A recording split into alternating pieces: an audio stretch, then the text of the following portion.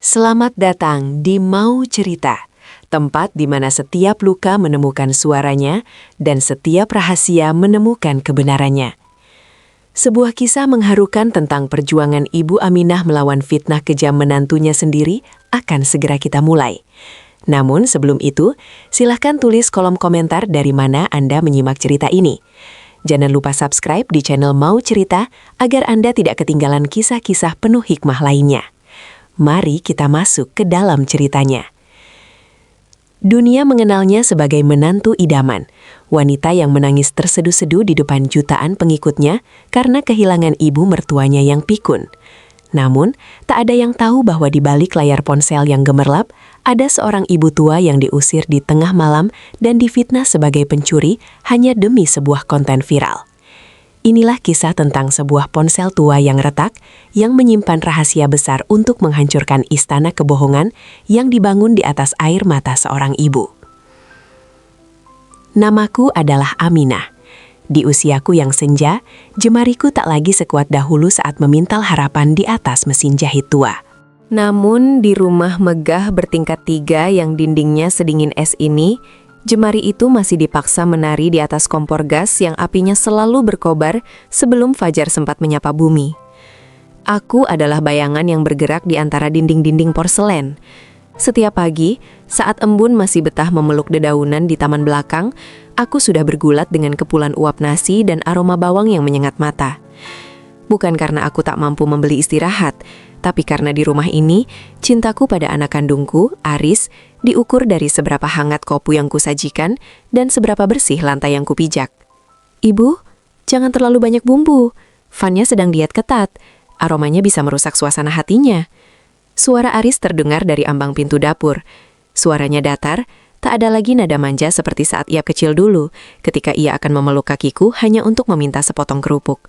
Kini, ia menatapku seolah aku adalah bagian dari perabot dapur yang fungsional, namun tak berjiwa. Aku tersenyum tipis, jenis senyum yang hanya bisa dipahami oleh seorang ibu yang hatinya mulai retak. Iya nak, ibu ingat, jawabku lirih. Suaraku hampir tenggelam oleh desis air yang mendidih, serupa dengan dadaku yang selalu terasa sesak oleh kata-kata yang tak pernah tersampaikan. Tak lama kemudian, Fanya turun dengan keanggunan yang telah dipoles sempurna. Wajahnya adalah mahakarya kosmetik, dan tangannya selalu menggenggam ponsel seolah itu adalah detak jantungnya. Ia tidak menyapaku dengan kata, melainkan dengan sorot mata yang menilai. Baginya, aku mungkin hanya noda kecil di tengah estetika rumahnya yang minimalis dan mahal. Namun, keajaiban terjadi saat ia menyalakan lampu bundar besar di ruang tengah. Ring light, begitu mereka menyebutnya. Wajah dingin itu seketika mencair menjadi madu. Ia menarik lenganku yang masih basah oleh air cucian sayur, merangkul bahuku dengan kemesraan yang terasa asing. Hai teman-teman semua, lihat ini ibu mertuaku tersayang. Beliau bangun pagi-pagi sekali hanya untuk membuatkan kami sarapan sehat. Benar-benar malaikat tanpa sayap. Ucapnya di depan kamera ponsel dengan nada yang begitu manis, hingga siapapun yang melihatnya akan percaya bahwa aku adalah ratu di rumah ini. Di bawah lampu yang menyilaukan itu, aku mematung. Hatiku menjerit pelan. Aku merasakan jari-jarinya yang lentik mencengkram bahuku sedikit terlalu keras, memberi isyarat agar aku terus tersenyum. Aku adalah properti. Aku adalah konten. Aku adalah malaikat yang dipajang untuk ribuan mata di luar sana. Sementara saat lampu itu padam, aku kembali menjadi embun yang terlupakan. Ada, namun tak pernah benar-benar dilihat. Aris hanya diam di sudut ruangan. Matanya terpaku pada layar miliknya sendiri. Ia tak melihat bagaimana bahuku sedikit bergetar, atau bagaimana mataku mulai berkaca-kaca karena silau dan rindu. Rindu pada anakku yang dulu, yang memandangku dengan cinta, bukan sebagai pelengkap dekorasi hidup mewahnya. Pagi itu, di rumah yang bergelimang cahaya, aku merasa berada dalam kegelapan yang paling pekat. Air susu yang kuberikan sepanjang hayat, kini mulai terasa seperti tuba yang kutelan sendiri dalam diam. Tuba itu kutelan bulat-bulat, membiarkannya mengalir pahit di tenggorokan hingga menyesakkan dada, sementara aku harus tetap tegak berdiri demi kebahagiaan semua anakku. Di hadapan kamera yang masih menyala itu, aku dipaksa menjadi aktris dalam panggung sandiwara yang naskahnya tak pernah kutulis sendiri. Fanya masih berkicau manis, menceritakan betapa beruntungnya ia memiliki ibu mertua yang begitu telaten. Padahal semalam, ia membiarkan aku membersihkan tumpahan sirup di lantai ruang tengah hingga pinggangku serasa mau patah, tanpa sekalipun menawarkan bantuan. "Terima kasih ya, Ibu sayang, sudah jadi jantung di rumah ini," ucap Fanya menutup siaran langsungnya. Begitu lampu ring light padam, senyum madu itu menguap secepat embun tersapu surya. Ia melepaskan rangkulannya di bahuku dengan gerakan kasar, seolah-olah kulitku baru saja menodai pakaian sutranya yang mahal. Ia segera sibuk memeriksa angka-angka di layar ponselnya. "Aris, lihat, penontonnya tembus 10.000 dalam 5 menit. Mereka sangat suka konten mertua idaman. Besok kita buat lagi ya, Ibu harus pakai baju yang lebih rapi sedikit. Jangan yang lusuh seperti ini," perintahnya tanpa menoleh, jemarinya lincah menari di atas layar.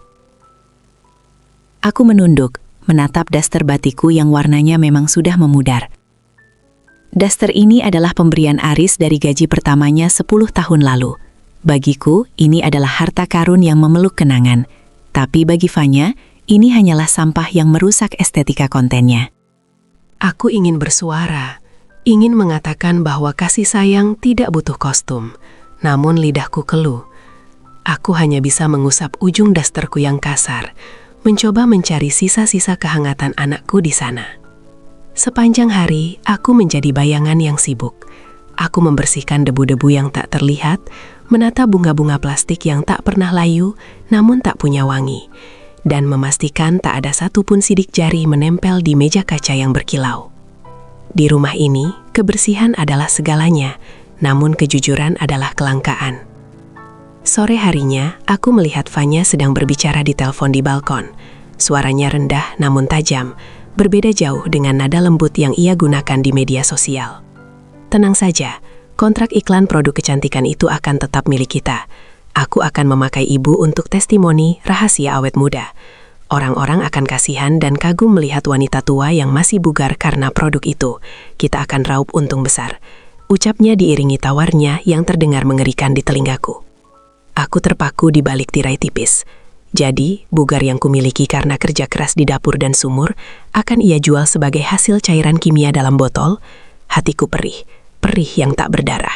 Ia tidak hanya menggunakan ragaku sebagai pelayan, tapi kini ia ingin memperdagangkan sisa usiaku demi pundi-pundi rupiah yang tak pernah cukup baginya. Aku menoleh ke arah ruang tengah, di mana Aris baru saja pulang dan langsung membenamkan wajahnya di atas pangkuan Fanya. Anakku, yang dulu selalu mencium tanganku setiap kali pulang sekolah, kini tampak begitu terhipnotis oleh dunia semu suaminya. Ia tak lagi bertanya, apakah aku sudah makan? Atau apakah kakiku kembali linu terkena dinginnya lantai. Malam itu, di bawah langit yang tak berbintang, aku duduk di kursi kayu kecil di dapur. Aku merasa seperti burung dalam sangkar emas, yang jerujinya terbuat dari lensa kamera dan ekspektasi publik.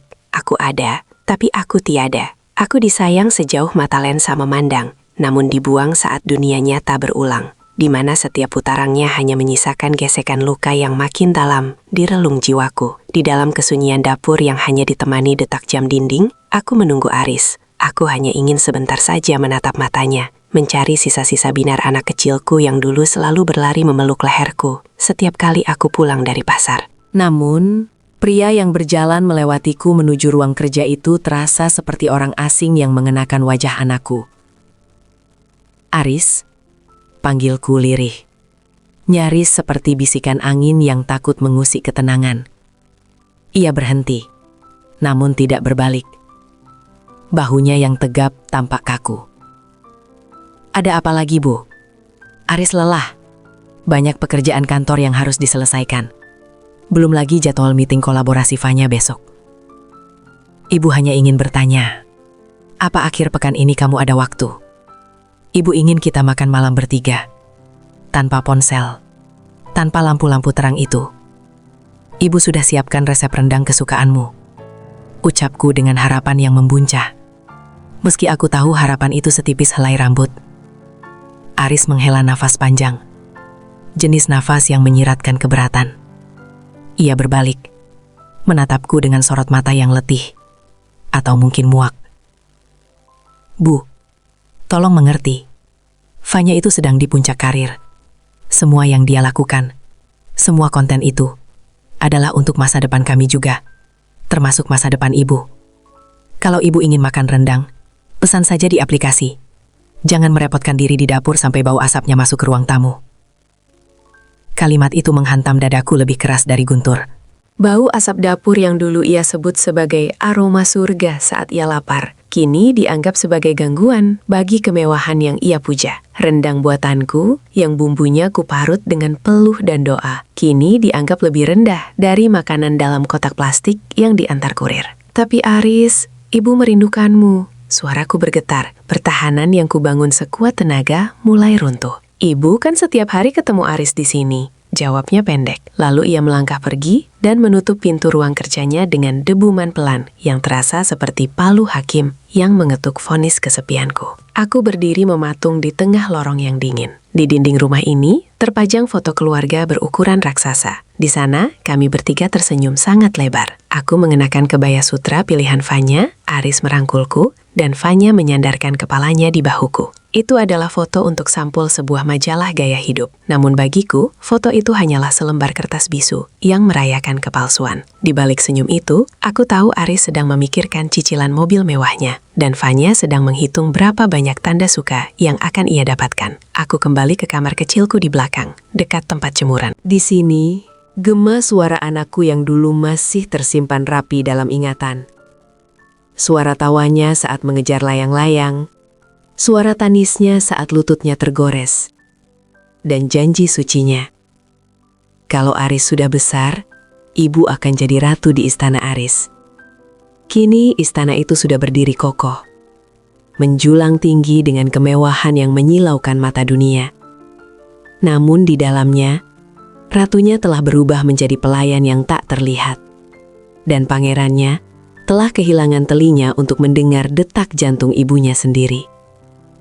Aku merebahkan tubuhku yang linu di atas kasur tipis, membiarkan air mata yang sejak pagi kutahan, akhirnya luruh membasahi bantal yang telah menjadi saksi bisu setiap doa malamku. Bantal yang basah itu tak pernah berbohong. Ia menyimpan rahasia tentang betapa lelahnya jiwa yang merindukan pelukan tulus yang tak kunjung datang. Pagi berikutnya, aku terbangun dengan kelopak mata yang berat. Namun kewajiban sebagai bayangan di rumah ini tak mengizinkanku untuk sekadar memanjakan pilu. Aku bangkit, menyeret langkah menuju ruang tengah yang masih gelap, berniat merapikan sisa-sisa kemewahan semalam sebelum sang penghuni istana terjaga. Namun, langkahku terhenti tepat di depan pintu ruang kerja Fanya yang sedikit terbuka. Cahaya putih kebiruan dari layar monitor membelah kegelapan lorong, dan di sana, aku melihat menantuku masih terjaga. Ia tidak sedang bersolek, tidak pula sedang tersenyum manis ke arah kamera. Wajahnya tampak tegang, disinari cahaya tajam yang mempertegas kurat-kurat ambisi di parasnya. Aku tidak peduli bagaimana caranya. Pokoknya angka engagement minggu ini harus naik 2 kali lipat. Desis Fanya ke arah ponselnya. Suaranya bukan lagi madu, melainkan cuka yang menyengat. Konten mertua idaman itu sudah mulai stabil. Penonton butuh kejutan. Mereka butuh air mata yang lebih nyata. Mereka butuh drama yang membuat mereka membenci seseorang dan mengasihaniku. Aku menahan napas, merapatkan tubuh ke dinding dingin. Jantungku bertalu kencang, seolah ingin melompat keluar dari rongga dada yang mulai bergetar. Bagaimana kalau kita buat skenario pencurian? Suara di seberang telepon terdengar samar, namun cukup jelas untuk menyayat pendengaranku. Fanya tertawa, sebuah tawa kering yang tak pernah ia tunjukkan di depan Aris. Pencurian? Terlalu biasa. Bagaimana kalau kita buat narasi bahwa ibu mertuaku mulai kehilangan ingatan? Kita buat dia seolah-olah membahayakan Galang karena kepikunannya. Orang-orang akan sangat tersentuh melihat aku tetap sabar merawat mertua yang sakit. Sementara mereka akan menganggap ibu sebagai beban yang berbahaya. Itu akan membuat citraku sebagai malaikat terkunci selamanya. Dunia di sekelilingku terasa berputar. Lantai marmer yang kupijak seolah berubah menjadi rawa yang siap menenggelamkanku. Jadi, setelah semua peluh yang kuberikan, setelah semua pengabdianku membersihkan setiap sudut rumahnya, ia ingin mencuri satu-satunya hal berharga yang tersisa padaku, akal sehat dan nama baikku. Ia ingin duniaku dianggap gelap agar cahayanya tampak makin benderang. Aku menutup mulut dengan kedua tangan, meredam isak yang nyaris pecah. Di dalam sana, Fanya mulai menyusun strategi, mengatur posisi kamera tersembunyi, dan merencanakan kapan insiden itu akan dimulai. Ia tidak lagi melihatku sebagai manusia, melainkan sebagai naskah yang bisa ia tulis ulang sesuka hati demi pundi-pundi popularitas. Tiba-tiba, Aris melangkah keluar dari kamar utama dengan wajah mengantuk. Aku tersentak, mencoba mengatur napas agar tak tampak mencurigakan. Ia menatapku heran, namun hanya sekilas. Ibu sedang apa berdiri di sini?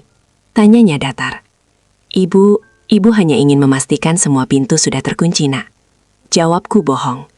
Sebuah kebohongan yang terasa seperti duri di lidahku. Aris hanya mengangguk kecil, lalu melangkah menuju dapur tanpa bertanya lebih lanjut. Ia tak tahu bahwa di balik pintu ruang kerja itu, istrinya sedang merajut jaring-jaring fitnah yang akan menjerat ibunya sendiri. Ia tak tahu bahwa malaikat yang ia puja di atas ranjang sedang menyiapkan belati tak kasat mata untuk menikah martabat wanita yang telah melahirkannya. Malam itu, di balik kesunyian, aku membuat sebuah keputusan rahasia. Jika cinta tak lagi mampu mengetuk pintu hati mereka, maka biarlah kebenaran yang akan mencari jalannya sendiri. Aku tak akan lagi menjadi bayangan yang pasrah. Sebab diamku selama ini justru menjadi panggung bagi lakon jahat yang ia susun dengan begitu rapi. Pagi itu, matahari merayap masuk melalui celah gorden ruang makan.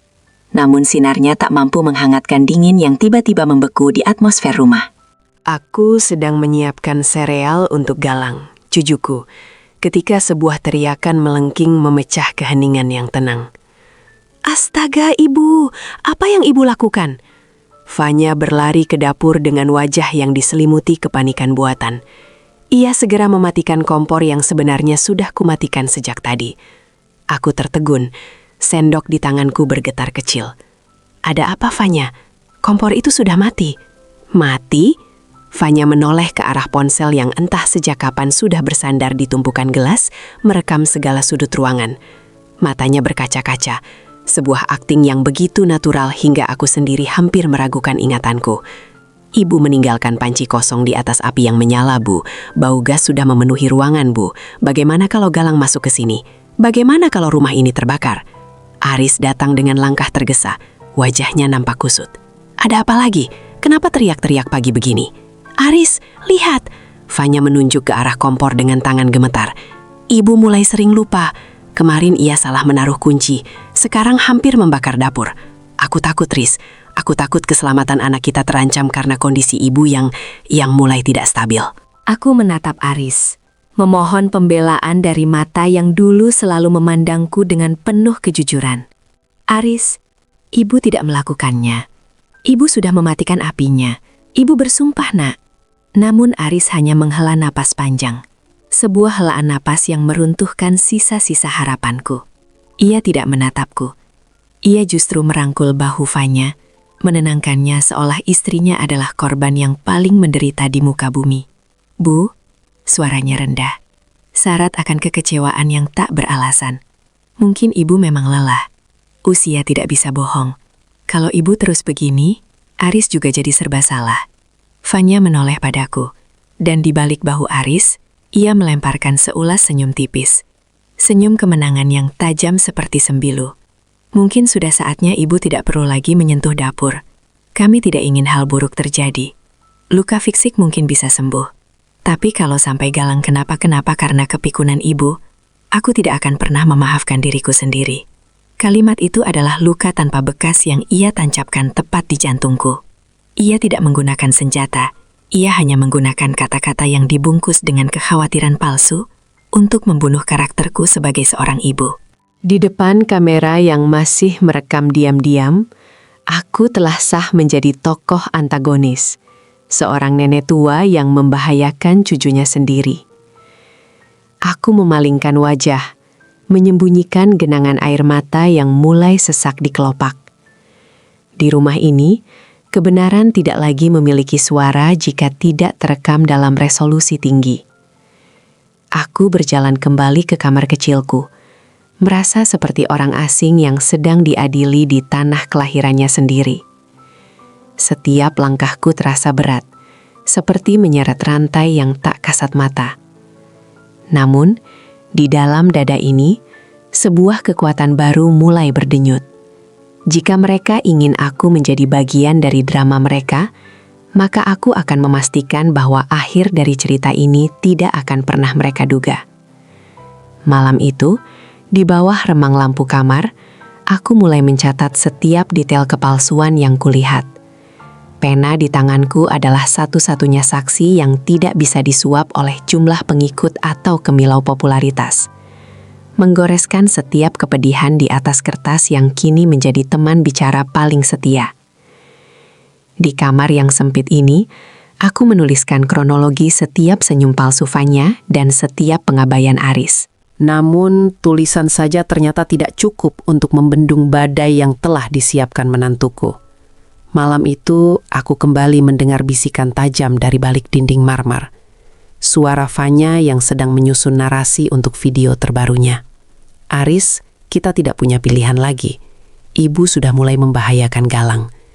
Tadi siang, aku menemukan Galang hampir meminum cairan pembersih lantai yang diletakkan ibu di meja belajar.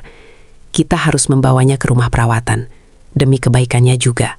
Suara Vanya terdengar begitu meyakinkan, penuh dengan nada sedu-sedan yang dibuat-buat. Aku terkesiap di balik pintu. Cairan pembersih? Aku bahkan tidak menyentuh botol itu hari ini. Itu adalah fitnah yang begitu keji. Sebuah jebakan yang sengaja diletakkan untuk menjadikanku alasan agar aku segera disingkirkan dari istana kaca ini. Dan yang paling menghancurkan hatiku adalah keheningan Aris. Ia tidak membantah. Ia tidak membela wanita yang telah menyuapinya dengan tetesan keringat dan doa selama puluhan tahun. Lakukan apa yang menurutmu terbaik, Vanya. Aku hanya ingin rumah ini tenang, jawab Aris pelan. Suaranya terdengar seperti lonceng kematian bagi harapanku. Saat itulah aku menyadari bahwa aku bukan lagi ibu di mata anakku. Aku hanyalah masalah yang perlu diselesaikan. Aku adalah noda yang mengganggu kesempurnaan hidupnya yang megah. Hatiku tidak lagi sekadar retak. Ia hancur menjadi abu yang beterbangan ditiup angin dingin pengkhianatan. Dengan tangan yang gemetar, aku meraih tas kain tua yang kusimpan di bawah tempat tidur. Aku tidak membawa baju-baju mewah yang dibelikan Vanya untuk kebutuhan konten. Aku hanya membawa daster batikku yang kusam, mukena tua pemberian almarhum suamiku, dan sebuah ponsel lama yang jarang kugunakan. Sebuah benda yang pernah diberikan Aris saat ia pertama kali bekerja, yang diam-diam telah kugunakan untuk merekam percakapan mereka sejak aku mulai curiga. Aku melangkah keluar dari kamar dengan sangat pelan, menghindari setiap derit lantai yang mungkin terbangun. Aku melewati ruang tengah, menatap foto keluarga kami untuk terakhir kalinya. Di bawah cahaya rembulan yang masuk melalui jendela besar, wajah Aris dalam foto itu tampak begitu asing. Aku mengusap pipi cucuku, Galang, yang sedang terlelap di kamarnya tanpa sempat berpamitan. Air mataku jatuh tanpa suara, membasahi lantai marmer yang selama ini kupoles hingga mengilap. Aku membuka pintu depan dengan hati-hati. Udara malam yang menggigit langsung menyergap kulitku yang keriput. Di depan gerbang besar yang menjulang tinggi, aku menoleh ke belakang sekali lagi. Rumah itu tampak begitu indah dari luar, penuh dengan lampu-lampu dekoratif yang menawan. Namun bagiku, itu adalah kuburan bagi cinta dan pengabdianku. Aku pergi bukan karena aku kalah. Aku pergi untuk menyelamatkan sisa-sisa martabat yang masih kumiliki. Biarlah mereka mencari malaikat dalam lensa kamera, sementara aku akan mencari kedamaian dalam pelukan Sang Pencipta.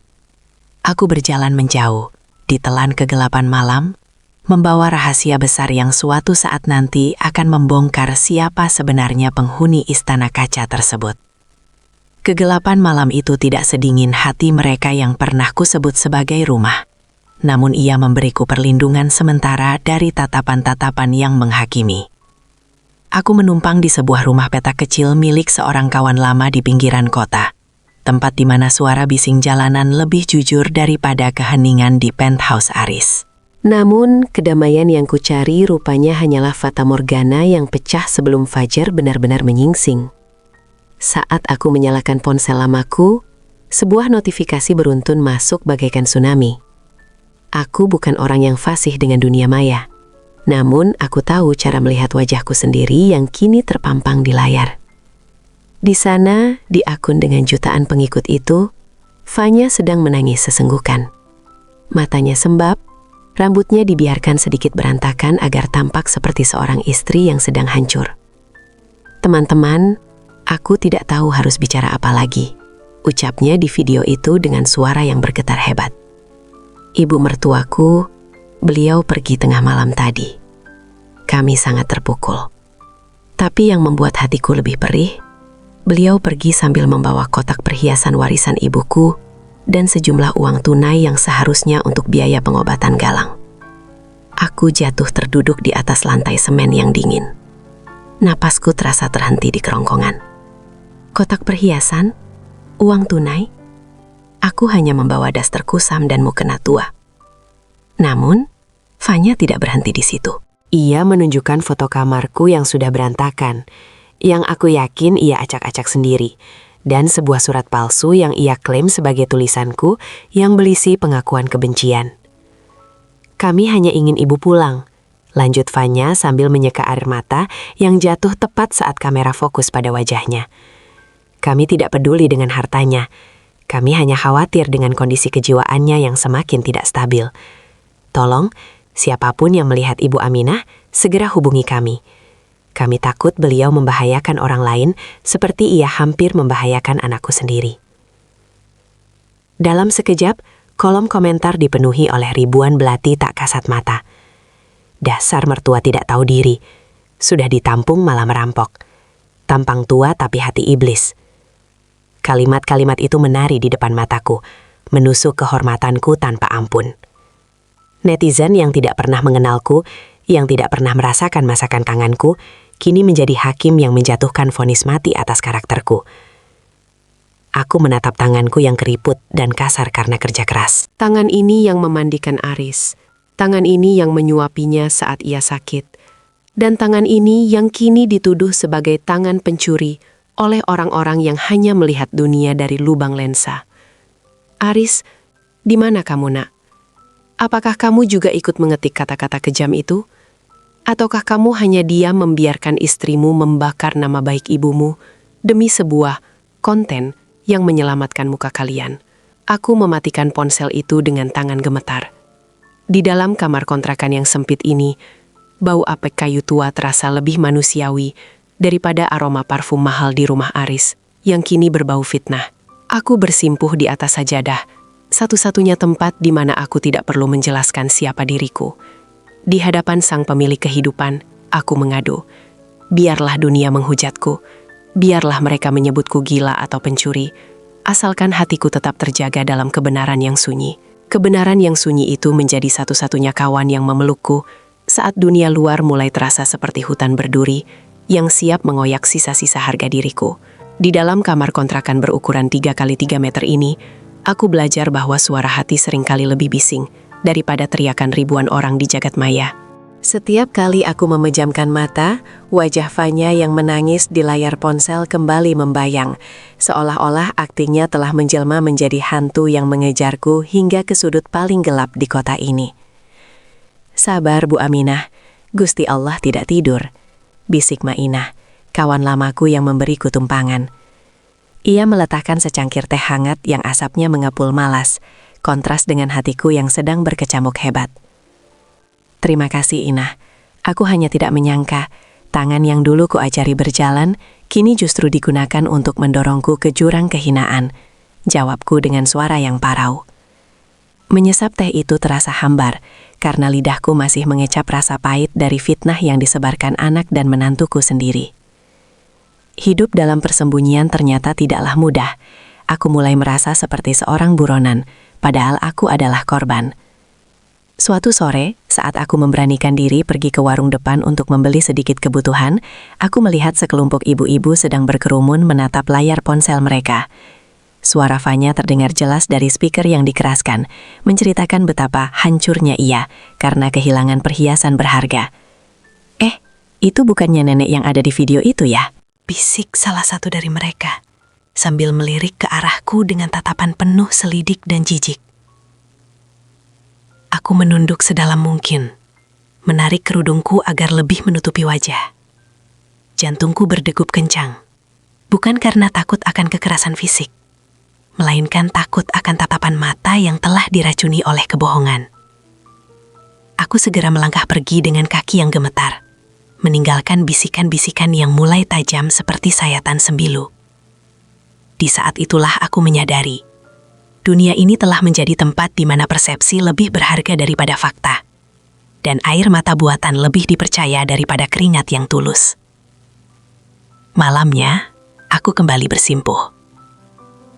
Di atas sajadah yang mulai menipis ini, aku tidak lagi meminta agar mereka dihancurkan. Tidak, aku adalah seorang ibu. Mana mungkin aku mendoakan kehancuran bagi darah dagingku sendiri. Aku hanya meminta kekuatan agar aku bisa memberikan pelajaran. Sebuah pelajaran tentang kejujuran yang harus mereka bayar dengan harga yang pantas. Aku meraih ponsel lama yang kusimpan di balik bantal. Dengan jemari yang masih sedikit kaku, aku mulai mendengarkan kembali rekaman demi rekaman yang sempat kuambil secara diam-diam. Suara tawa licik Fanya saat menyusun skenario, percakapannya dengan manajernya tentang bagaimana memanfaatkan sosokku, hingga suara pasrah Aris yang membiarkan semua itu terjadi. Setiap kata dalam rekaman itu adalah bukti bahwa aku tidak gila, tidak pikun, dan bukan pencuri. Aku mulai belajar cara mengoperasikan benda kecil ini lebih jauh. Aku akan mulai mengumpulkan kepingan-kepingan kebenaran ini, satu demi satu.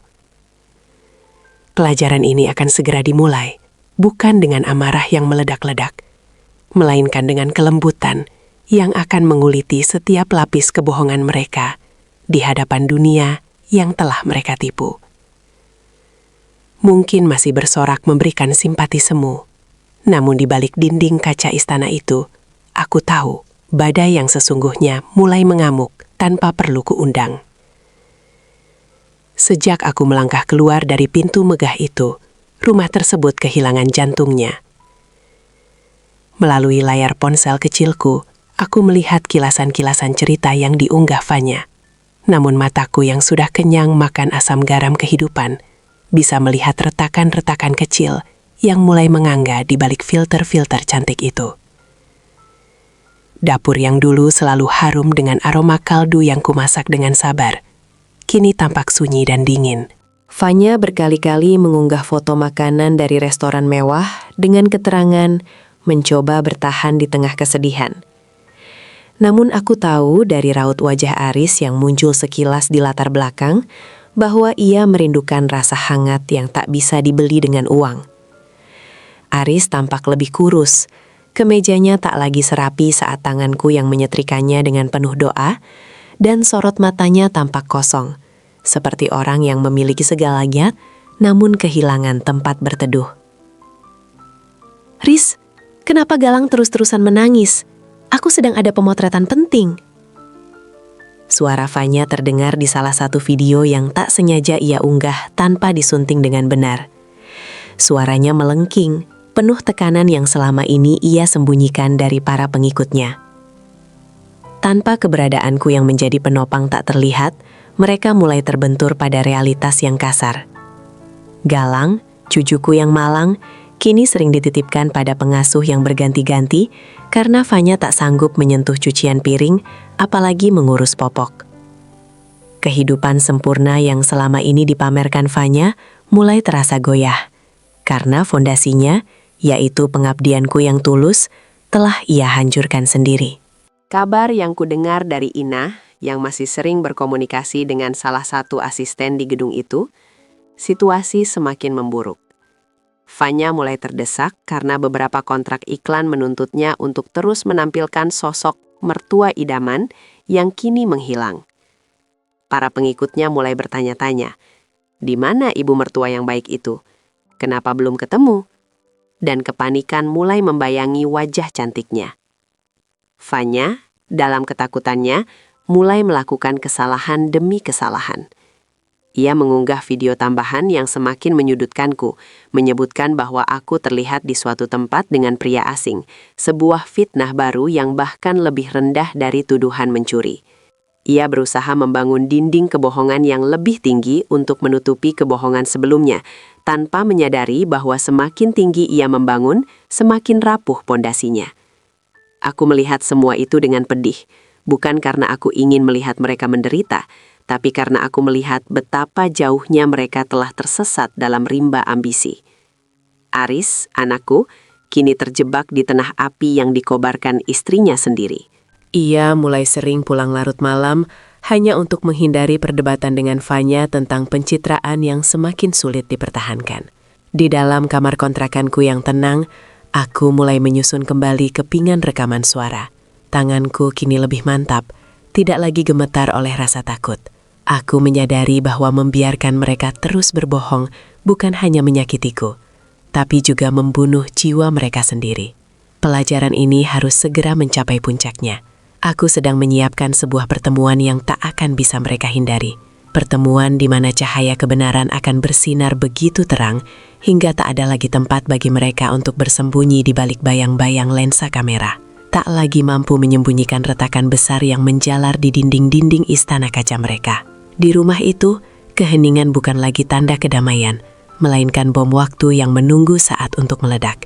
Aris, anakku, kini berada di titik di mana ia harus memilih antara kenyamanan yang penuh dusta atau kepedihan yang membebaskan. Aku tahu, karena setiap malam, melalui ponsel lama ini, aku masih bisa melihat betapa kacaunya sandiwara yang mereka mainkan di depan jutaan pasang mata. Fanya mulai kehilangan kendali. Di sebuah siaran langsung yang tak sengaja terekam, ia tampak membentak seorang asisten rumah tangga baru hanya karena rasa sup yang tidak sesuai seleranya. Kenapa susah sekali meniru rasa masakan ibu mertuaku? Kalian semua tidak berguna, teriaknya. Lupa bahwa kamera masih menyala. Meskipun ia segera menghapusnya, jejak digital adalah api yang tak mudah dipadamkan. Netizen mulai berbisik, mulai meragukan sosok malaikat yang selama ini mereka puja. Namun, ujian terberat bukan milik Fanya, melainkan milik Aris. Sore itu, aku memberanikan diri mengirimkan sebuah pesan singkat ke nomor pribadinya. Nomor yang tak pernah ia ganti sejak dulu. Aku tidak mengirimkan makian, tidak pula tuduhan. Aku hanya mengirimkan sebuah rekaman audio berdurasi 10 detik. Bukan rekaman pertengkaran, melainkan rekaman suaraku sendiri saat aku menyanyikan lagu Nina Bobo untuk Aris puluhan tahun lalu. Yang tanpa sengaja terekam di latar belakang saat aku mencoba mengoperasikan ponsel lama itu di dapur mereka. Di rekaman itu, terdengar suaraku yang parau, namun penuh cinta. Bersaing dengan bunyi denting piring yang kucuci. Aku tahu, Aris mendengarnya. Aku bisa merasakan getaran di ujung sana. Tak lama kemudian, ponselku bergetar. Sebuah pesan masuk dari Aris. Ibu, di mana ibu? Aris rindu bau dapur rumah kita yang dulu. Aris lelah, Bu. Rumah ini terasa begitu dingin. Membaca pesan itu, air mataku luruh membasahi layar ponsel. Hatiku meronta ingin segera berlari memeluknya, mengatakan bahwa ibu selalu ada. Namun, aku harus kuat. Jika aku pulang sekarang tanpa membersihkan nama baikku, maka Aris akan selamanya menjadi tawanan kebohongan istrinya. Ia harus melihat kebenaran dengan matanya sendiri, bukan karena aku yang mengatakannya, tapi karena nuraninya yang menunjukkannya. Fanya yang menyadari suaminya mulai berubah, semakin menjadi-jadi. Ia mencoba melakukan langkah terakhir untuk menyelamatkan citranya. Ia merencanakan sebuah acara amal besar di sebuah hotel mewah, di mana ia akan mengumumkan pencarian besar-besaran untuk ibu mertua tercinta yang hilang, lengkap dengan hadiah ratusan juta bagi siapa saja yang menemukanku. Ia ingin menjadikan penderitaanku sebagai panggung terakhir untuk mendapatkan kembali simpati publik. Ia tidak tahu bahwa di hotel yang sama, di hari yang sama, aku juga telah menyiapkan sebuah hadiah. Sebuah pertemuan besar yang akan mempertemukan semua kepingan puzzle yang ia sebar secara acak. Inilah akhir dari masa penantianku di kegelapan. Inilah saatnya embun yang terlupakan itu berubah menjadi badai yang akan menyapu bersih semua debu kepalsuan. Aris, anakku, bersiaplah. Kebenaran mungkin akan terasa sangat dingin saat menyentuh kulitmu, tapi ia adalah satu-satunya air yang bisa menyucikan kembali jiwamu yang telah lama keruh. Kebenaran itu kini kubawa di balik telapak tanganku yang kasar. Sebuah air suci yang siap menyapu setiap debu kepalsuan yang telah lama mengerak di dinding hatimu, Aris. Malam itu, ballroom Hotel Grand Mulia bersinar lebih terang dari bintang-bintang di langit Jakarta. Wangi parfum mahal memenuhi udara, bercampur dengan aroma kemunafikan yang menyesakkan paru-paruku. Aku berdiri di balik tirai belutru merah yang berat, menatap panggung megah di mana Fanya sedang berdiri tegak, mengenakan gaun putih bersih layaknya seorang malaikat yang turun dari hayangan. Terima kasih atas kehadiran Anda semua dalam acara Cahaya untuk Ibu ini. Suara Fanya bergema melalui pengeras suara. Begitu lembut dan penuh haru. Di belakangnya, sebuah layar raksasa menampilkan foto wajahku yang sedang tersenyum. Sebuah foto yang diambil saat aku sedang memijat kakinya yang lelah, namun disunting seolah aku sedang meratap sedih. Hingga detik ini, kami belum menemukan keberadaan ibu mertua saya.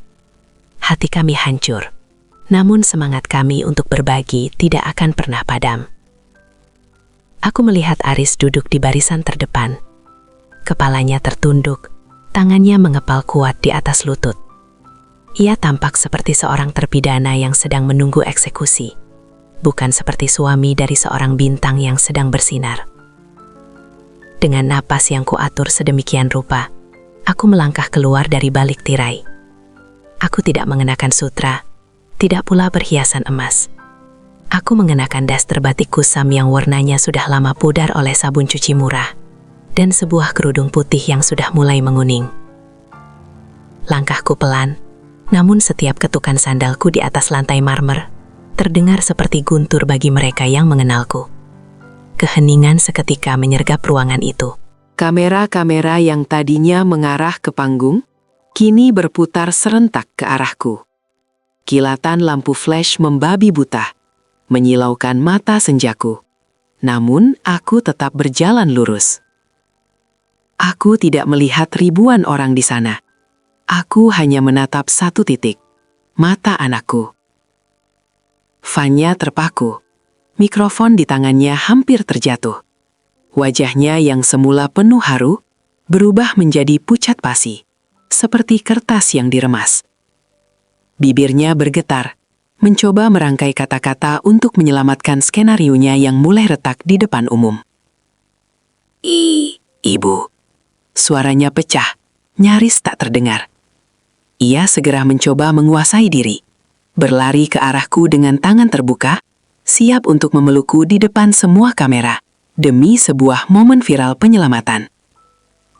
Ibu, syukurlah ibu kembali. Kami sangat mengkhawatirkan ibu. Namun sebelum jemarinya yang dingin menyentuh bahuku, aku mengangkat tangan. Sebuah gerakan sederhana yang menghentikan langkahnya seketika. Aku tidak berteriak. Aku tidak mencaci. Aku hanya menatapnya dengan kedalaman mata seorang ibu yang telah kehilangan segalanya, kecuali kehormatannya. Cukup, Fanya. Ucapku lirih. Namun suaraku merambat di seluruh sudut ruangan melalui mikrofon yang masih menyala di bajunya. Jangan kotori lagi putih gaunmu dengan pelukan yang tak pernah sampai ke hati. Aku datang bukan untuk dijemput. Aku datang untuk mengembalikan semua harta yang kau tuduh telah kucuri. Aku merogoh kantong dasterku, mengeluarkan sebuah ponsel lama yang layarnya sudah retak, dan sebuah buku catatan kecil yang sampulnya sudah lusuh. Di dalam benda kecil ini, tersimpan lebih dari sekadar rekaman. Tersimpan napas kejujuranku yang selama ini kau bungkam dengan kilau cahaya kamera. Aris bangkit dari duduknya, wajahnya dipenuhi badai emosi. Seluruh tamu undangan menahan napas. Inilah saatnya panggung sandiwara itu roboh, bukan karena hantaman kekerasan, melainkan karena beratnya beban kebenaran yang tak lagi sanggup dipikul oleh kebohongan. Kebenaran itu kini kubawa di balik telapak tanganku yang kasar. Sebuah air suci yang siap menyapu setiap debu kepalsuan yang telah lama mengerak di dinding hatimu, Aris. Malam itu, ballroom Hotel Grand Mulia bersinar lebih terang dari bintang-bintang di langit Jakarta. Wangi parfum mahal memenuhi udara, bercampur dengan aroma kemunafikan yang menyesakkan paru-paruku.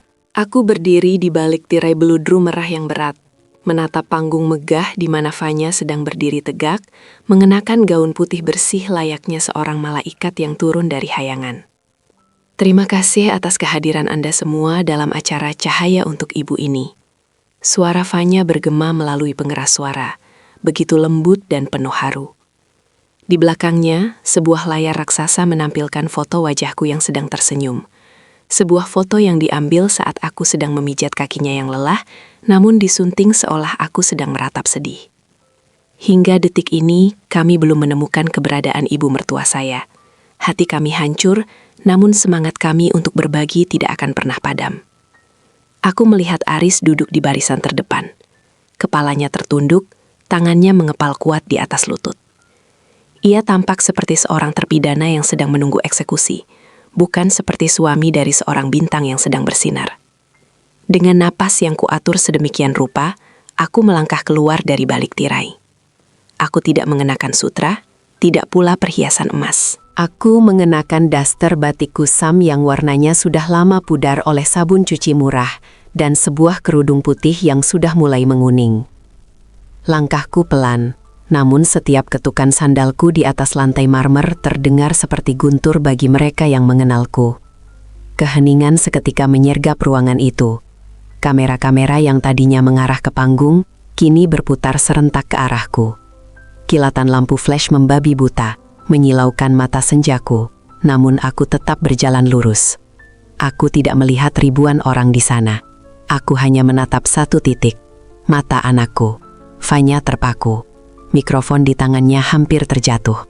Wajahnya yang semula penuh haru berubah menjadi pucat pasi, seperti kertas yang diremas.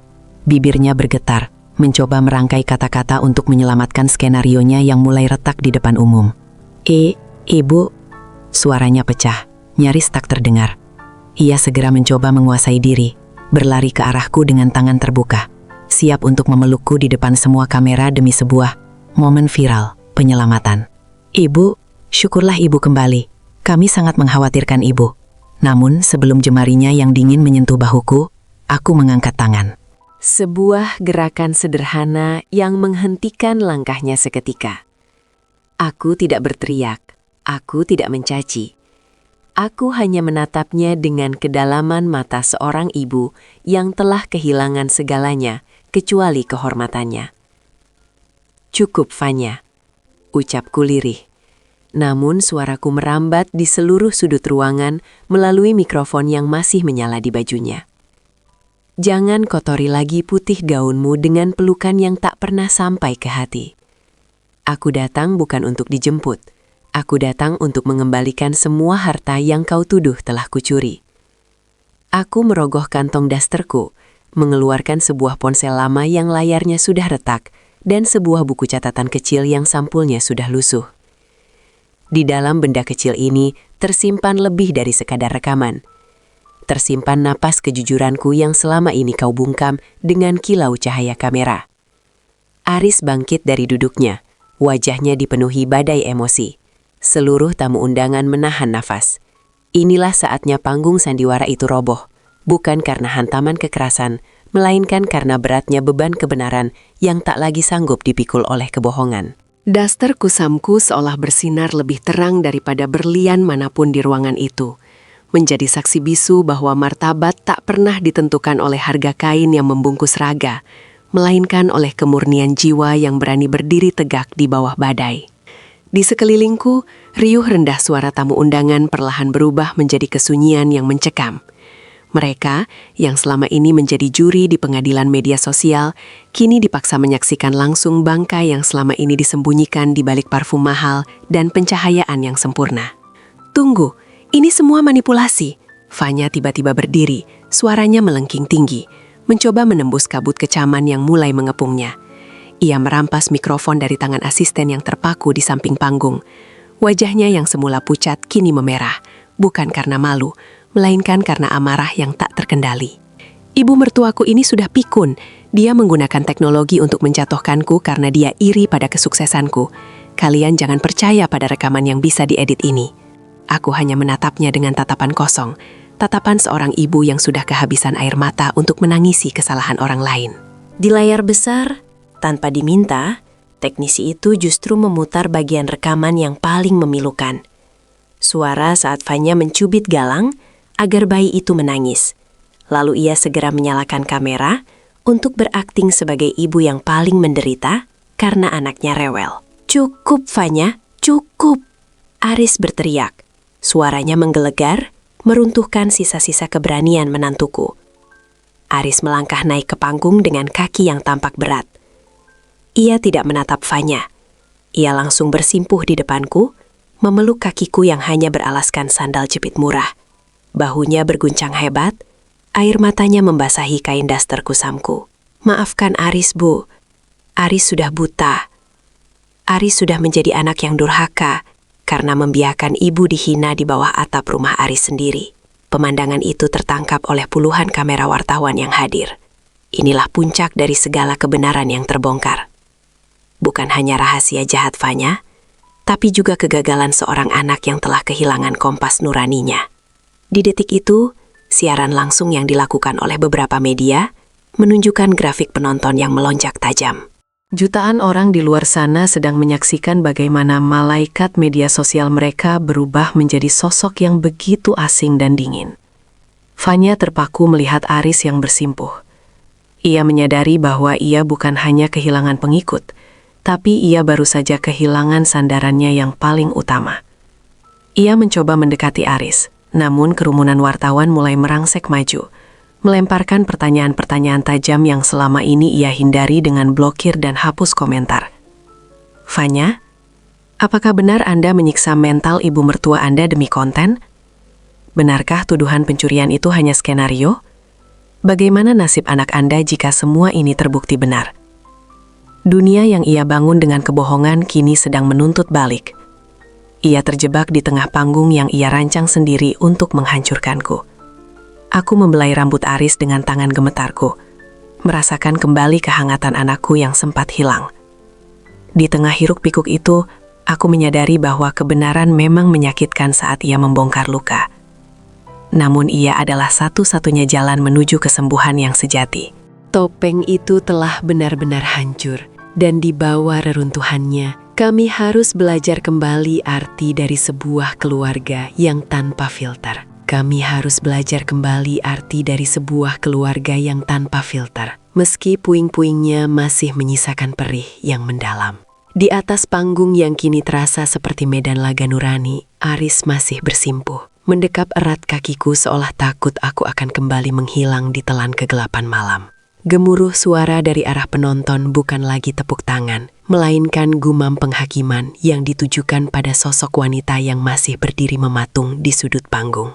Vanya menatap layar ponselnya yang terus berkedip. Ribuan pengikutnya pergi dalam hitungan detik. Kontrak-kontrak kerjasama dibatalkan secara otomatis oleh sistem, dan kolom komentarnya berubah menjadi lautan kekecewaan. Ia kehilangan segalanya di tempat yang paling ia puja, dunia digital. Namun bagiku, keruntuhan kariernya hanyalah debu dibandingkan dengan hancurnya kepercayaan yang pernah kutitipkan padanya.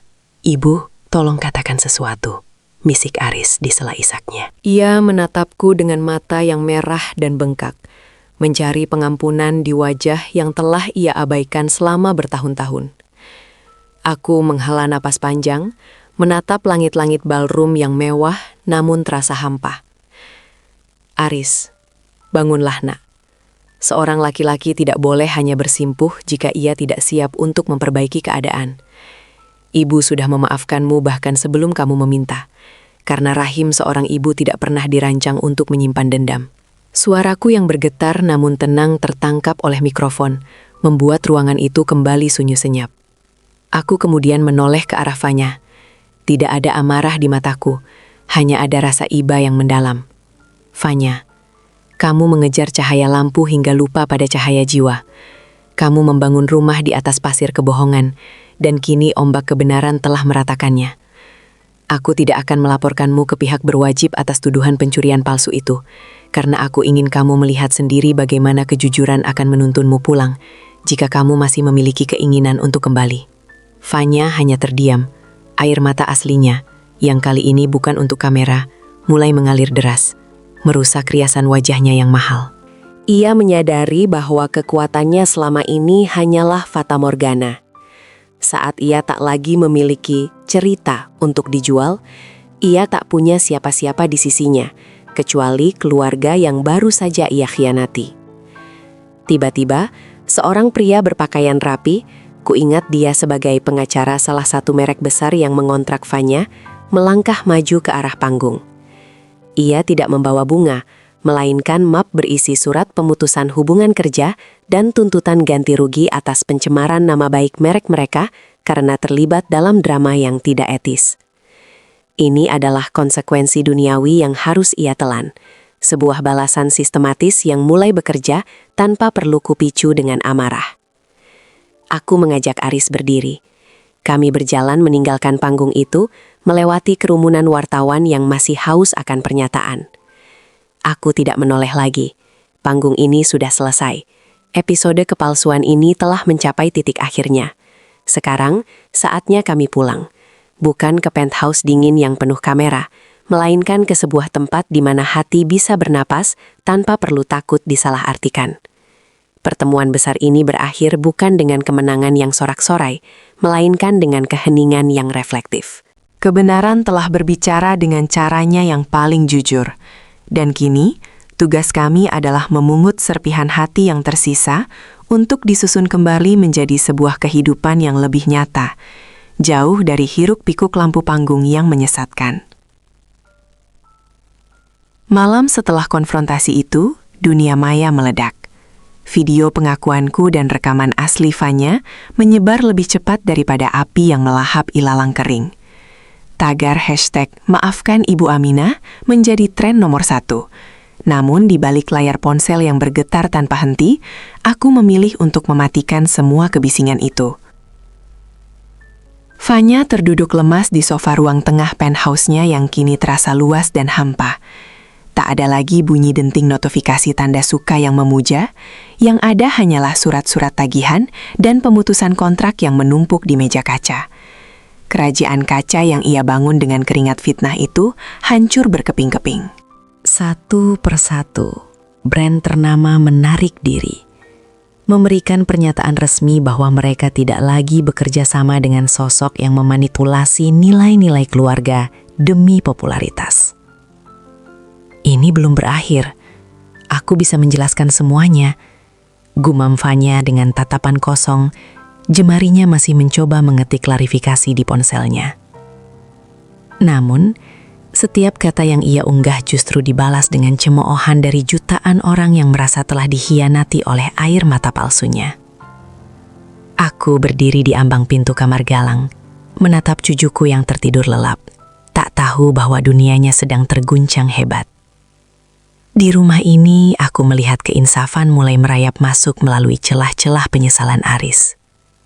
Anakku itu menghabiskan malam dengan terduduk di lantai dapur, tempat yang dulu sering ia abaikan. Ia tidak lagi memegang ponsel. Ia memegang sebuah foto lama saat kami masih tinggal di gang sempit, saat kami hanya punya sepiring nasi namun penuh dengan tawa. Ibu benar, suara Aris memecah keheningan. Suaranya parau karena terlalu banyak menangis. Aris mengejar bayangan hingga lupa pada cahaya yang sesungguhnya.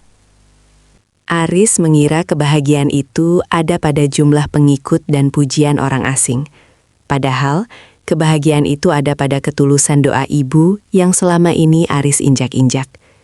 Balasan sistematis ini bukan datang dariku, melainkan dari semesta yang sedang mengembalikan segala sesuatu pada tempatnya. Fanya kehilangan kemewahannya, namun di balik kehilangan itu, ia sebenarnya diberikan kesempatan untuk menemukan kembali nuraninya. Tanpa kontrak iklan, tanpa kamera yang mengintai, ia dipaksa menghadapi dirinya sendiri di depan cermin, tanpa filter, tanpa polesan. Aku melangkah mendekati Aris, meletakkan tanganku di bahunya. Kehilangan dunia tidaklah seberapa, nak, dibandingkan kehilangan jiwa. Biarlah semua ini hilang agar kalian tahu apa yang benar-benar berharga. Di luar sana, sebuah video rahasia kembali viral. Namun kali ini bukan video fitnah. Seseorang yang hadir di acara amal itu mengunggah rekaman saat Aris bersimpuh di kakiku. Sebuah momen kejujuran yang tak disengaja. Plot twist ini membuat netizen terdiam. Mereka melihat bahwa di tengah keruntuhan sebuah kebohongan, masih ada benih pertobatan yang tumbuh. Sebuah keinsafan yang mahal, yang harus dibayar dengan runtuhnya semua kemegahan duniawi. Sebuah keinsafan yang mahal, yang harus dibayar dengan runtuhnya semua kemegahan duniawi. Namun, di tengah puing-puing kehancuran itu, Tuhan selalu punya cara untuk mengirimkan penawar bagi hati yang telah lama terluka. Saat Aris dan Fanya tenggelam dalam lautan tuntutan hukum dan sanksi sosial yang mencekik, sebuah ketukan lembut terdengar di pintu rumah kami. Bukan ketukan paksa dari penagih hutang atau kilatan kamera wartawan yang lapar akan berita, melainkan ketukan yang membawa aroma kenangan dari masa yang sudah sangat lama. Seorang pria paruh baya berpakaian rapi, namun bersahaja berdiri di sana. Ia menatapku dengan mata yang berkaca-kaca sebelum akhirnya membungkuk sangat dalam. "Ibu Aminah, apakah ibu masih mengingat saya? Saya adalah Bayu, anak dari tukang cuci yang dulu sering ibu beri makan dan ibu biayai sekolahnya dari hasil ibu menjahit." Aku tertegun. Ingatanku melayang ke 30 tahun silam. Di sebuah gang sempit di mana aku menyisihkan setiap rupiah dari jahitan kebaya untuk memastikan seorang yatim piatu di sebelah rumahku tidak putus sekolah. Anak laki-laki yang dulu kurus dan selalu lapar itu, kini berdiri di hadapanku sebagai salah satu pengacara paling dihormati di negeri ini. Saya melihat berita itu, Bu. Hati saya hancur melihat ibu difitnah sedemikian rupa. Ucap Bayu, dengan nada yang penuh getar penghormatan. Saya datang bukan sebagai orang asing, tapi sebagai anak yang ingin membela ibunya. Semua tuntutan ganti rugi yang tidak adil dari merek-merek itu, dan semua fitnah pencurian yang dituduhkan kepada ibu, akan saya selesaikan. Ibu tidak perlu membayar sepeser pun. Aris dan Fanya yang berada di ruang tengah hanya bisa terpaku. Mereka melihat bagaimana kebaikan kecil yang kulakukan puluhan tahun lalu, tanpa kamera dan tanpa niat untuk pamer, kini kembali padaku di saat yang paling krusial. Ini adalah tamparan paling lembut namun paling menyakitkan bagi Fanya, bahwa investasi terbaik bukanlah pada jumlah pengikut di media sosial, melainkan pada jejak kebaikan di hati manusia. Ibu tidak perlu lagi merasa terancam. Lanjut Bayu sambil menyerahkan sebuah map. Saya telah mengumpulkan bukti bahwa Fanya lah yang memanipulasi bukti-bukti keuangan. Namun, atas permintaan ibu yang ingin masalah ini diselesaikan dengan kekeluargaan, saya akan mengurus pembersihan nama baik ibu secara hukum, tanpa harus menjebloskan Fanya ke penjara, kecuali jika ia mengulangi perbuatannya. Fanya terisak di sudut ruangan. Ia melihat sosok Bayu, orang yang benar-benar sukses karena ketulusan, berdiri membela wanita yang selama ini ia anggap beban. Di saat itu, ia menyadari bahwa dunia yang ia bangun selama ini hanyalah fatamorgana yang haus akan pengakuan. Sementara dunia yang aku bangun adalah kenyataan yang penuh dengan perlindungan. Inilah plot twist yang sesungguhnya. Saat Fanya kehilangan semua aset dunianya, aku justru mendapatkan kembali apa yang lebih berharga. Kehormatanku yang dikembalikan oleh tangan-tangan yang pernah kuselamatkan. Doa-doa yang kupanjatkan dalam sunyi dapur kini dijawab dengan cara yang paling puitis oleh sang pemilik takdir. Doa-doa yang kupanjatkan dalam sunyi dapur kini dijawab dengan cara yang paling puitis oleh sang pemilik takdir, menyisakan sebuah ruang hening bagi jiwa-jiwa yang ingin kembali pulang pada kemurniannya. Di ruang tengah yang kini tak lagi diterangi lampu ring light yang menyilaukan, keangkuhan Fanya benar-benar telah luruh. Ia bukan lagi sosok yang berteriak memerintah, melainkan seorang wanita yang tampak rapuh di hadapan kenyataan bahwa kebaikan yang tulus jauh lebih berkuasa daripada algoritma duniawi. Fanya perlahan mendekatiku. Langkahnya gontai, seolah setiap inci lantai yang ia pijak mengingatkannya pada setiap kebohongan yang pernah ia tebar. Ia berlutut di depanku, Bukan untuk konten, bukan untuk dilihat jutaan orang, melainkan untuk dirinya sendiri. Tangannya yang biasa menggenggam ponsel mahal, kini menggenggam ujung daster kusamku dengan gemetar. Ibu, suaranya pecah, tercekat oleh isak tangis yang begitu dalam hingga dadanya naik turun dengan sesak. Aku tidak pantas mendapatkan pembelaan ini. Aku tidak pantas mendapatkan kebaikan dari orang yang kusebut beban. Maafkan aku, Bu. Aku sudah menjadi iblis di rumah ini hanya karena takut kehilangan kemewahan yang sebenarnya bukan milikku. Aku menatap puncak kepalanya. Ada rasa perih yang masih berdenyut. Namun melihatnya bersimpuh dalam kehancuran ego seperti ini, rasa ibaku lebih besar daripada rasa sakitku. Aku mengelus rambutnya.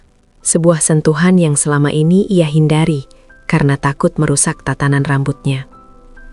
Fanya, harta bisa dicari. Namun hati yang bersih adalah tempat tinggal yang paling nyaman. Kamu sudah kehilangan dunia, tapi jangan biarkan dirimu kehilangan Tuhan. Aris ikut bersimpuh di samping istrinya.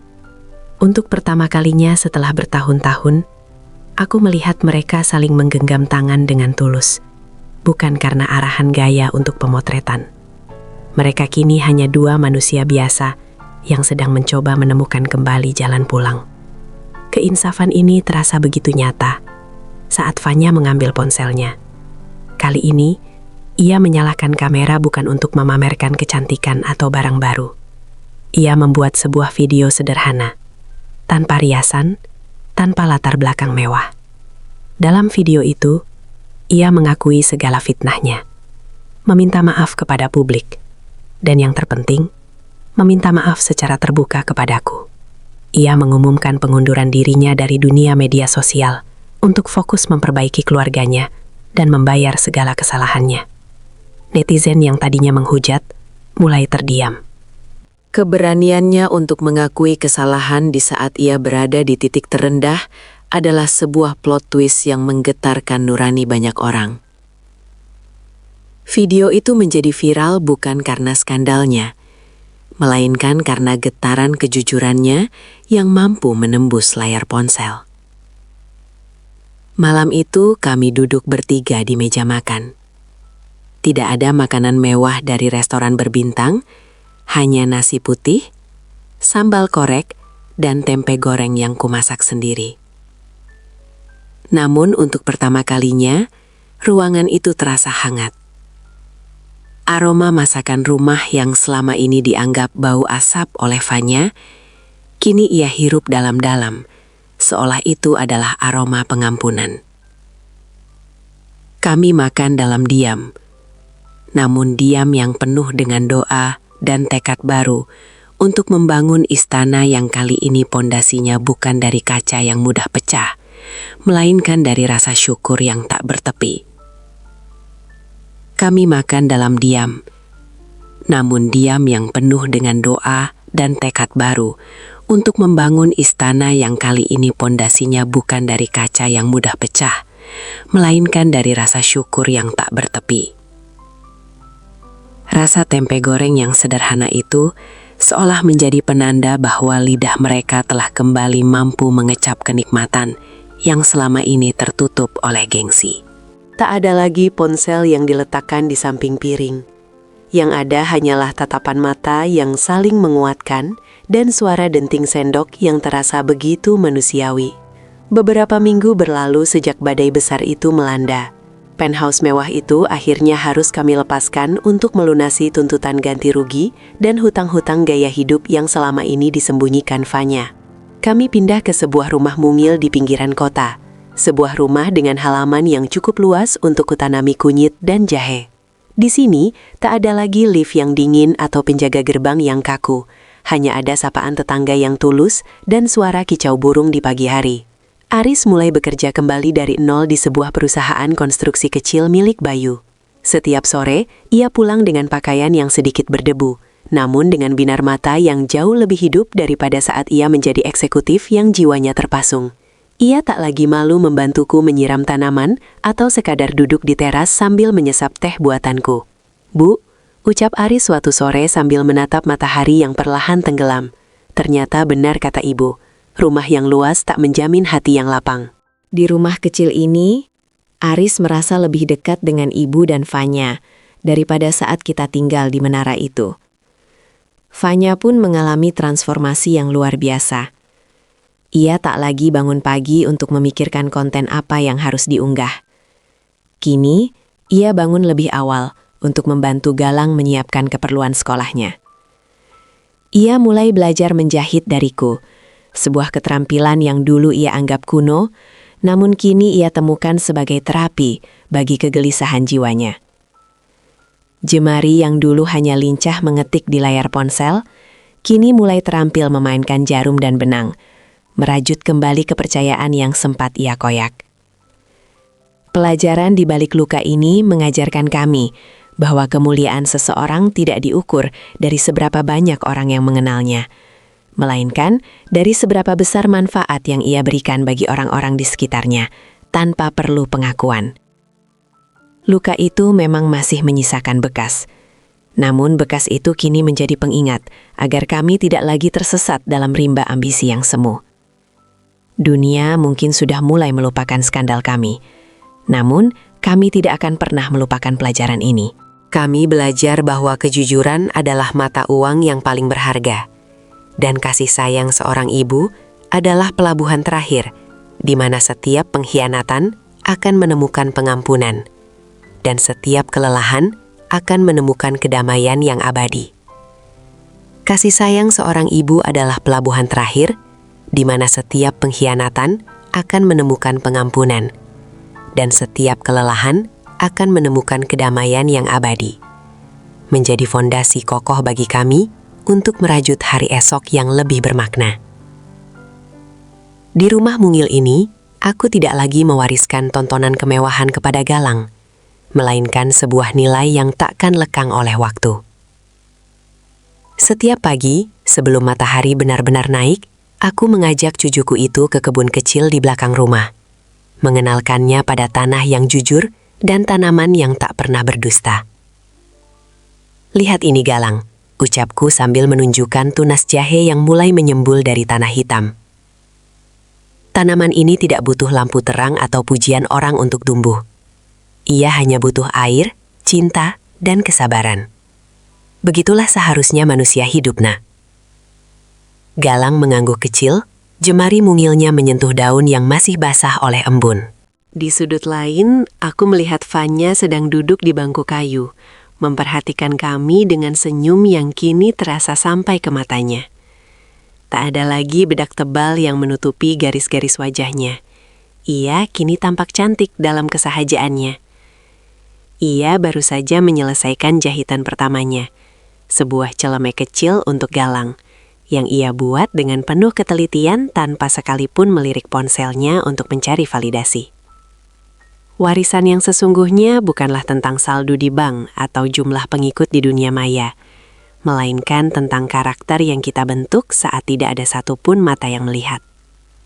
Aris pun kini menjadi sosok yang lebih bertanggung jawab. Ia tidak lagi membelikan Galang mainan mahal hanya untuk menebus rasa bersalahnya karena jarang di rumah. Sebaliknya, ia kini meluangkan waktu setiap malam untuk membacakan buku atau sekadar mendengarkan cerita Galang tentang teman-teman barunya di sekolah pinggiran ini. Kami benar-benar pulih, bukan karena kami kembali kaya, tapi karena kami telah menemukan kembali harta yang sempat hilang. Kejujuran untuk saling mengakui kelemahan. Suatu hari, seorang mantan kolega Fanya datang berkunjung, menawarkan kontrak besar untuk sebuah acara kembalinya sang bintang. Namun, dengan kelembutan yang luar biasa, Fanya menolak tawaran itu. "Terima kasih," jawab Fanya tenang. "Tapi aku sudah menemukan panggungku yang sesungguhnya. Panggung itu ada di meja makan keluarga kami, dan penonton terbaikku adalah ibu dan anakku. Aku tidak ingin lagi menjual privasiku demi sebuah tepuk tangan yang bisa berubah menjadi cercaan dalam semalam." Mendengar itu, dadaku terasa lapang. Inilah kemenangan yang paling manis. Aku melihat menantuku telah lahir kembali, menjadi wanita yang berdaulat atas jiwanya sendiri. Kami bukan lagi sekumpulan orang yang tinggal dalam satu atap demi sebuah citra, melainkan sebuah keluarga yang saling terikat oleh benang-benang doa dan pengertian yang tulus. Malam itu, di bawah cahaya lampu teras yang temaram, aku merasa tugasku hampir selesai. Aku telah membawa anakku pulang ke jalan yang benar, dan aku telah menanamkan benih kebaikan pada cucuku. Kini, sisa usiaku akan kuhabiskan dengan menikmati setiap detik kebersamaan ini. Sebagai seorang ibu yang paling beruntung di dunia. Bukan karena dipuja manusia, tapi karena dicintai secara nyata oleh mereka yang kucintai. Aku merasa tugasku hampir selesai, karena telah membawa anakku pulang ke jalan yang benar, menanamkan benih kebaikan pada cucuku, dan menyaksikan badai yang dulu memorak-porandakan kami, kini berubah menjadi pelangi yang tenang. Di penghujung senja ini, aku duduk di kursi goyang tua di teras depan, menikmati semelir angin yang membawa aroma tanah basah dan melati. Tak ada lagi silau lampu ring light, tak ada lagi tuntutan akting. Yang tersisa hanyalah kedamaian yang melimpah dalam kesunyian yang jujur.